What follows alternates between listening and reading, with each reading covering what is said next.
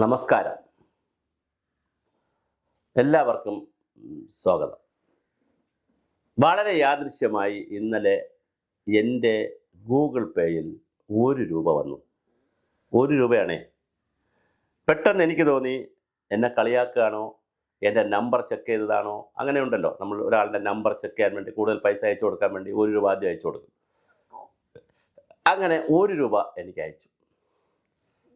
സത്യത്തിൽ ആ 1 രൂപ അയച്ചത് അതിന് തൊട്ടു മുമ്പേ എന്നെ ഒരാൾ വിളിച്ചിരുന്നു, എറണാകുളത്ത്. ഞാൻ പേര് പറയുന്നില്ല, ബാക്കിയെല്ലാം പറയാം, ആളിൻ്റെ പേര് പറയുന്നില്ല. എന്നെ ഒരാൾ വിളിച്ചിരുന്നു. അത് റിട്ടയർഡ് ആയിട്ടുള്ള പോലീസ് ഓഫീസറാണ്.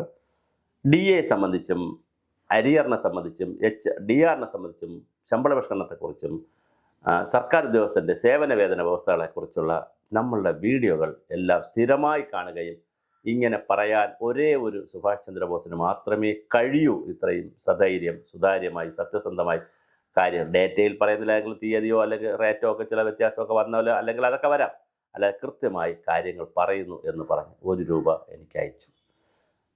അപ്പോൾ ശരിക്കും ഞാനൊരു വട്ടായിപ്പോയി. ഞാൻ വളരെ വികാരമായി. കാരണം എന്തിനാണ് അങ്ങനെ 1 രൂപ എനിക്ക് അയച്ചത്?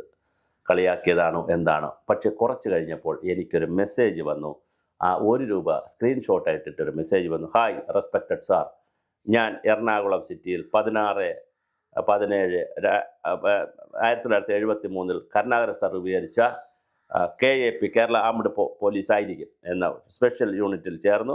7 കൊല്ലം ജോലി ചെയ്തു. 10 കൊല്ലം റിസർവ് യൂണിറ്റിൽ AR ക്യാമ്പിൽ, 15 കൊല്ലം സിറ്റി പോലീസ് കമ്മീഷണർ ഓഫീസിൽ 8 IPS ഓഫീസർമാരെ കൂടെ ഓഫീസിൽ ജോലി ചെയ്തു. മെമ്മോ പോലും മേടിക്കാതെ, വളരെ അഭിമാനപൂർവ്വം പറയുകയാണ്, ഒരു മെമ്മോ പോലും മേടിക്കാതെ 2003-12-2031-12-2016 റിട്ടയർ ചെയ്തു. ഇപ്പോൾ ഞാൻ കഠിന പ്രയത്നം കൊണ്ടൊരു നല്ല പരീക്ഷ പാസ്സായി.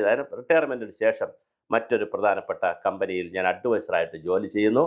എനിക്ക് ആനുകൂല്യങ്ങളൊന്നും കിട്ടിത്തുടങ്ങിയിട്ടില്ല. ഞാൻ സാറിന് 1 രൂപ ഗൂഗിൾ പേ ഇട്ടിട്ടുണ്ട്. 1/4/2022 ഞാൻ ആനുകൂല്യങ്ങൾ എനിക്ക് DA കിട്ടിയാൽ ആദ്യം അതിൽ നിന്ന് ഒരു തുക പറയുന്നുണ്ട്. ആ തുകയും അഥവാ അത് 2 എണ്ണം DR കിട്ടുകയാണെങ്കിൽ കുറച്ച് കൂടുതൽ തുക പറയുന്നുണ്ട്, അതും ഞാൻ ഇടും എന്ന് പറഞ്ഞിട്ട്, ഇത് ഞാൻ പൈസ നോക്കുന്നതല്ല, അല്ലെങ്കിൽ പൈസ തരിക എന്നുള്ളതല്ല, നല്ല വ്യക്തികളെ ഞാൻ ബഹുമാനിക്കുന്നതും ആദരിക്കുന്നു. ഓക്കെ സാർ, താങ്ക് യു എന്നൊക്കെ പറഞ്ഞിട്ടിരിക്കുന്നു. ശരിക്കു പറഞ്ഞാൽ നമ്മൾ ഇത് ആളുകൾ പണം തരും, അല്ലെങ്കിൽ ആളുകൾ നമുക്ക് ഒരുപാട് കാശ് തരട്ടെ എന്ന് വിചാരിച്ചു കൊണ്ടൊന്നുമല്ല ഈ ചാനൽ തുടങ്ങിയത്. ശരിക്കും പറഞ്ഞാൽ ഇതിൻ്റെ ഒരു സർക്കാർ ഉദ്യോഗസ്ഥരോടാണ് ഞാനിപ്പോൾ സംസാരിക്കുന്നത്, അല്ലെങ്കിൽ നമ്മൾ ചെയ്യുന്ന വീഡിയോകളുടെ ഒരു സാങ്കത്യം പറയാനാണ്, അല്ലെങ്കിൽ അതിൻ്റെ ഒരു ഗൗരവം പറയാനാണ്. ഞങ്ങൾ ഏറ്റെടുക്കുന്ന ഓരോ വിഷയവും അത് ഞങ്ങൾ വളരെ ഗൗരവമായി ആദ്യം ഏറ്റെടുത്തത് ആശാ വർക്കേഴ്സിൻ്റെ വിഷയമാണ്. പിന്നെ അത് സമരത്തിലേക്കൊക്കെ പോയപ്പോൾ അതിൻ്റെ മാനം വർദ്ധിച്ചു. പിന്നെ ഞങ്ങളുടെ മാത്രം സഹായം ആവശ്യമില്ലാതെ വന്നു.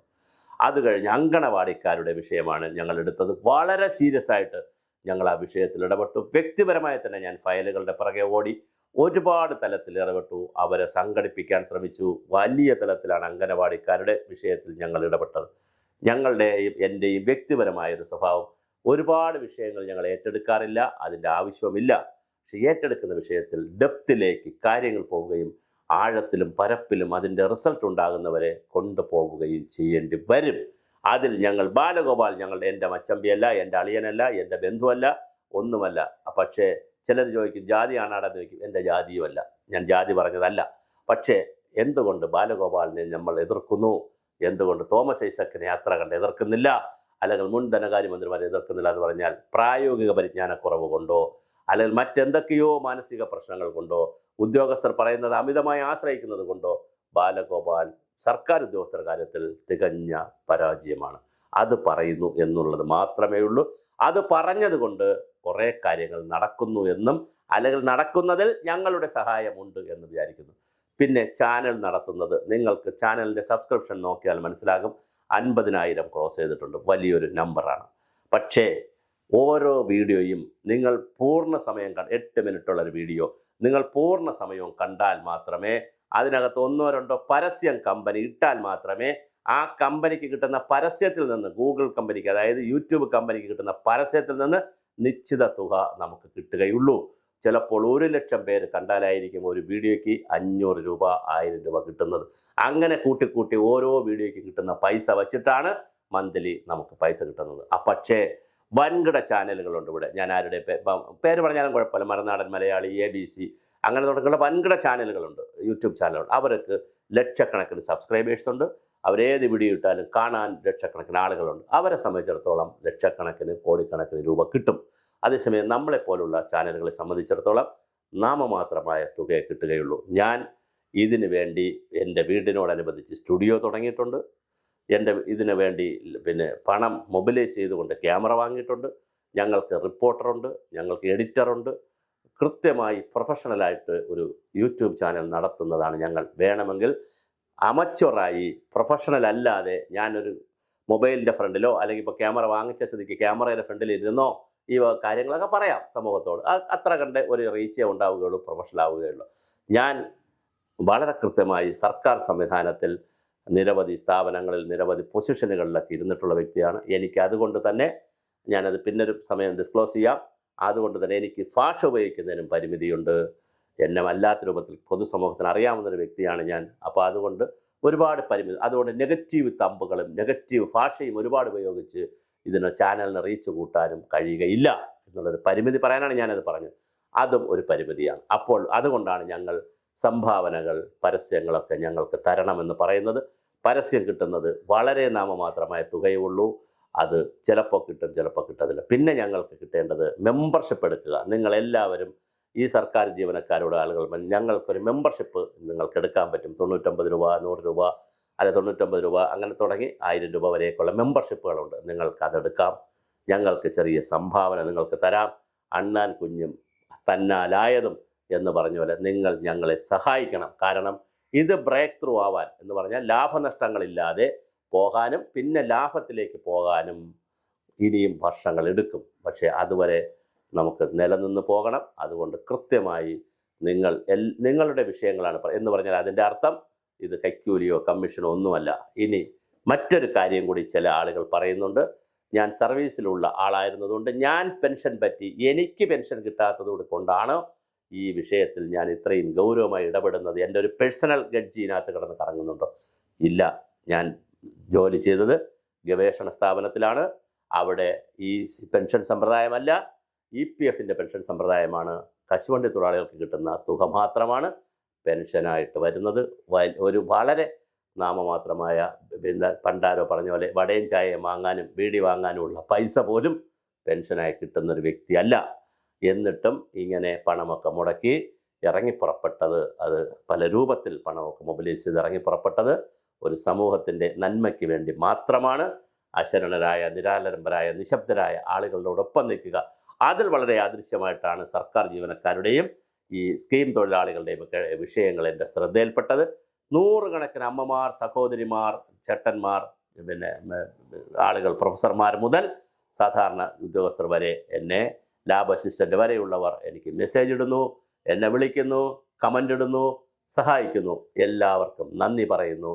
ഇതുപോലത്തെ വിഷയങ്ങൾ തീർച്ചയായും തുടർന്ന് ഞങ്ങൾ കൊണ്ടുപോകും. അതുകൊണ്ട് ഞങ്ങൾക്ക് നിങ്ങളുടെ ബന്ധുമിത്രാദികളോ നിങ്ങളോ എന്തെങ്കിലും സ്ഥാപനം നടത്തുന്നുണ്ടെങ്കിൽ ദയവായി ഞങ്ങൾക്ക് പരസ്യം പിടിച്ചു തരണം. അതുപോലെ തന്നെ സംഭാവനകളും നൽകണം. ഇത് അഭ്യർത്ഥിച്ച് വിചാരിച്ചിട്ട് അതിന് വേണ്ടിയിട്ടല്ല വീഡിയോസ് ചെയ്യുന്നത്. വീഡിയോസിൻ്റെ വഴിക്ക് പോകും, ഇതിൻ്റെ വഴിക്ക് പോകും. ഞാൻ വളരെ യാദൃശ്യമായി എനിക്ക് ഒരാൾ 1 രൂപ അയച്ചിട്ട് അദ്ദേഹം മെസ്സേജൊക്കെ ഇട്ടപ്പോഴുണ്ടായ ഒരു അതിവൈകാരികതയിൽ നിന്നാണ് ഞാൻ ഇങ്ങനൊരു വീഡിയോ ചെയ്തിരിക്കുന്നത്. ഇതിൻ്റെ സ്പിരിറ്റ് എൻ്റെ കേരളത്തിലെ സഹപ്രവർത്തകരായിട്ടുള്ള സർക്കാർ ജീവനക്കാരും ഞങ്ങളുടെ ആഡിയൻസ് മനസ്സിലാക്കുമെന്ന് വിചാരിക്കുന്നു. അതുപോലെ തന്നെ ഒരു കാര്യം കൂടെ പറഞ്ഞ് മനസ്സിലാക്കാം. ഈ 50,000 സബ്സ്ക്രൈബേഴ്സ് എന്നുള്ളത് 1 ലക്ഷമായാൽ വീണ്ടും ഞങ്ങൾക്ക് ഗുണം കിട്ടും. ഞങ്ങളുടെ വീഡിയോ സമ്പൂർണ്ണമായി കണ്ടന്റ് ഉണ്ടോ കണ്ടന്റ് ഇല്ലയോ എന്ന് പറഞ്ഞ് സ്കിപ്പ് ചെയ്ത് കാണാതെ 8 മിനിറ്റ് 9 മിനിറ്റേ ഞങ്ങളെ വീഡിയോസ് ഉള്ളൂ. ദയവായി നിങ്ങൾ സമ്പൂർണ്ണമായി വീഡിയോ കാണണം. ഇനി അഥവാ നിങ്ങൾക്ക് കാണാൻ ബുദ്ധിമുട്ടുണ്ടെങ്കിലും നിങ്ങൾ നോക്കിക്കൊണ്ടിരിക്കണമെന്നില്ല, അത് ഓൺ ചെയ്തിടണം. ഒരു 8 മിനിറ്റ് എല്ലാ ഞങ്ങളുടെ വീഡിയോസ് നിങ്ങൾ കാണണം. അങ്ങനെ കണ്ടാൽ ഞങ്ങൾക്ക് കൂടുതൽ കമ്പനിയിൽ നിന്ന് ഞങ്ങളെ കൂടുതൽ കൺസേൺ ചെയ്യും. അതും നിങ്ങൾ ചെയ്യണം. ഇതൊക്കെയാണ് ഇതിൻ്റെ നിയമങ്ങൾ. അല്ലാതെ ഒരു യൂട്യൂബ് ചാനൽ തുടങ്ങിയാൽ ഉടൻ തന്നെ ലക്ഷങ്ങളും കോടികളും അടിച്ചു വാരാൻ പറ്റില്ല.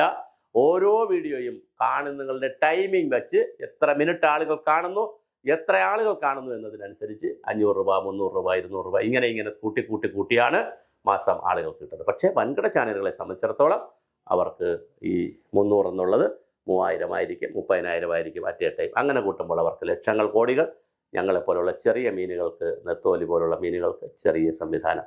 ഇത് നിങ്ങൾ അറിയുക. നിങ്ങളുടെ എല്ലാവിധ സപ്പോർട്ടും, സാമൂഹികം, സാമ്പത്തികം, അതുപോലെ തന്നെ ധാർമ്മികമായ സപ്പോർട്ട് വളരെ പ്രധാനമാണ്. ഒരുപാട് ഭീഷണികൾ പലയിടത്തുനിന്ന് വരുന്നുണ്ട്, ഭീഷണിക്കാളുകൾ വരുന്നുണ്ട്. ഇതൊന്നും ഞാൻ മൈൻഡ് ചെയ്യുന്ന ആളല്ല. സത്യം സത്യം പോലെ പറയേണ്ടത് പറയേണ്ട സമയത്ത് പറയേണ്ട രീതിയിൽ പറയേണ്ട രൂപത്തിൽ പറഞ്ഞിരിക്കും എന്നുള്ളതാണ് എന്നെ അറിയാമെന്നുള്ള കേരള സമൂഹത്തിന് ആളുകൾക്കറിയാം. അതെൻ്റെ ജീവിത ശൈലിയാണ്. ഞാൻ എൻ്റെ ജീവിതത്തിലും സർവീസിലും കുടുംബത്തിലും എല്ലായിടത്തും ഞാൻ സത്യം എൻ്റെ മനസ്സിൽ കിട്ടിയാൽ വെട്ടിത്തുറന്ന് പറയുന്ന ഒരു വ്യക്തിയാണ്. അത് ഇഷ്ടപ്പെടുന്ന ഒരു ചെറിയ സമൂഹം ഇവിടെയുണ്ട്. അത് വലുതാക്കിയെടുക്കുക എന്നുള്ളതാണ് എൻ്റെയും ഞങ്ങളുടെ ചാനലിൻ്റെ ലക്ഷ്യം. ചാനലിൻ്റെ അണിയറ പ്രവർത്തകർക്ക് വേണ്ടിയിട്ടാണ് ഇത്രയും സംസാരിച്ചത്. ഞങ്ങളും അന്നം വാങ്ങുന്നത്, അല്ലെങ്കിൽ ഞങ്ങളുടെയും ആഹാരമാണ് ഇപ്പോൾ ഈ ചാനൽ.